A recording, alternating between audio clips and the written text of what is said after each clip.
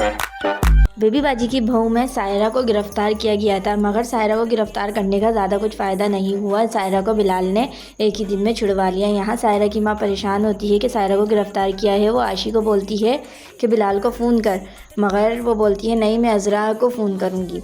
यहाँ पे अज़रा और उसके घर वाले सब बहुत ही खुश होते हैं। वो बोलते हैं ऐसे ही चलता रहा तो हम अपना घर भी हासिल कर सकते हैं और अस्मा की बुटीक भी हासिल कर सकते हैं और इन लोगों का हम मज़ा चखा सकते हैं। अब अज़रा को याद आता है कि आशी ने एक पर्स दिखाया था उसको, वो उसके बाप ने बनाया हुआ था, अब उससे भी कुछ हासिल किया जाए।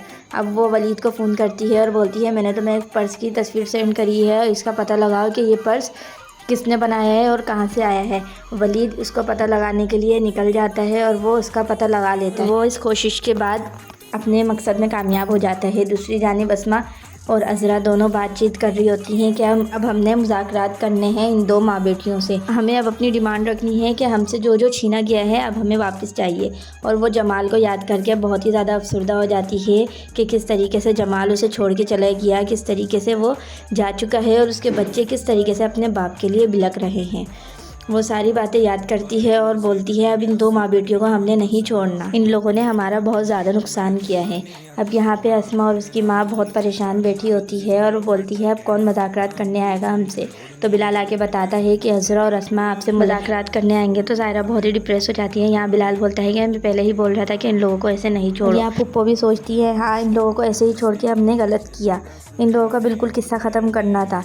अब ये सायरा और उसकी माँ बहुत ज़्यादा सोचती है। दूसरी जानिब वलीद को जो काम दिया था अज़रा ने, वो वलीद ने काम पूरा करके दिखा दिया। अब ये दोनों मिलने जाते हैं आशी के बाप से जेल में आशी के बाप को कत्ल के केस में पकड़ा गया था, मगर उसने कोई कत्ल नहीं किया था।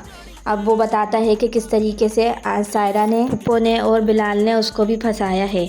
उसने बोला माना मैं जुआरी हूँ, बहुत ज़्यादा गलत काम करता हूँ, मुझमें सारे ऐब है, मगर मैंने कत्ल नहीं किया। एक दिन जब मैं घर में आया तो सायरा और एक और आदमी उसके साथ खड़ा था, बात कर रहा था। उससे को देख के मुझे बहुत गुस्सा आया, मगर मैंने उसको कुछ नहीं किया, मैंने उसको मारा और बाहर भगा दिया।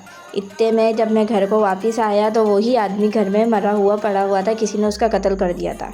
मुझे जैसे तैसे भाग आया और बिलाल ने मुझे दोबारा से फंसवा दिया। उसने मुझे एक एड्रेस दिया कि वहाँ जाना, मगर वहाँ मेरा पहले से ही पुलिस इंतज़ार कर रही थी। तो उस पर अज़रा बोलती है कि आपने पुलिस को क्यों नहीं बताया सायरा और उसकी माँ के बारे में। तो उसने बोला मेरी फ़ाइल बंद हो चुकी थी, इस वजह से मुझे बताने का कोई फ़ायदा नहीं था और मुझे उन लोगों का घर का पता भी मालूम नहीं था, इसलिए मैंने कुछ नहीं बोला। मैं दुआ करता हूँ जो जो आपसे छीना गया है आपको वापस मिल जाए। तो अज़रा ने रोते हुए बोला जो मेरे से छीना गया है वो कभी मुझे वापस नहीं मिल सकता। अगर आपको मेरी ये वीडियो पसंद आई तो मेरे चैनल को सब्सक्राइब करें, वीडियो को लाइक करें और शेयर करें।